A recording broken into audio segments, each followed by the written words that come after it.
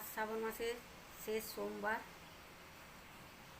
তো চলুন কী রান্নাবান্না করলাম আপনাদের সাথে শেয়ার করি।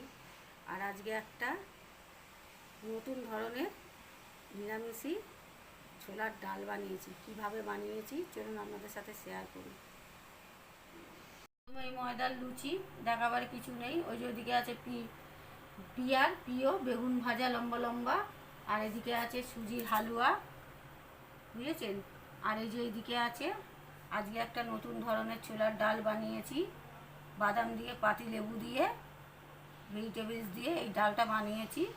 ভেজিটেবলসের মধ্যে আছে পটল আর আলু, যা ঘরে ছিল তাই দিয়েছি। আপনারা মনে করলে আরও গাজর ফাজর যা যা থাকে ঘরে দিয়ে করতে পারেন, বিনস সব দিয়ে।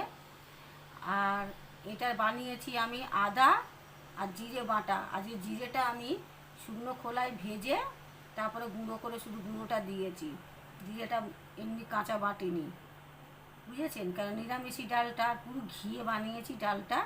আর এর মধ্যে ফোড়নে দিয়েছি শুকনো লঙ্কা, তেজপাতা আর গোটা সাদা জিরে। আর মিষ্টি তো অবশ্যই আছে, নুন হলুদ। কিছু মিস হয়ে গেলে আপনারা মনে করে আমাকে বলে দেবেন। তো এইটাই হলো আমার আজকে স্পেশাল মেনু বানিয়েছি। পিয়া টেস্ট করে দেখেছে, বলেছে অসাধারণ খেতে হয়েছে। আপনারাও বানিয়ে খেয়ে দেখতে পারেন বাড়িতে। নতুন নতুন ট্রাই করতে ভালোই লাগে আর খেতে ভালোই লাগে। দেখলাম পিয়া খেলো, বললো খুব ভালো হয়েছে।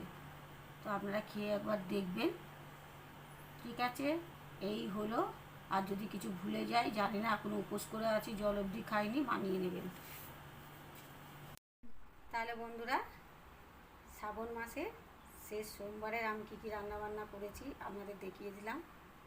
আর আমার আজকের যে নতুন ধরনের ছোলার ডালটা বানিয়েছি, নিরামিষি ছোলার ডালটা কীভাবে বানিয়েছি আপনাদের বলে দিলাম, দেখিয়ে দিলাম।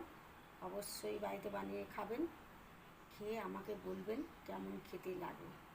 ঠিক আছে, অবশ্যই কমেন্টে জানাবেন। টাটা, সকলেই ভালো থাকুন, সুস্থ থাকুন, অবশ্যই সাবধানে থাকুন।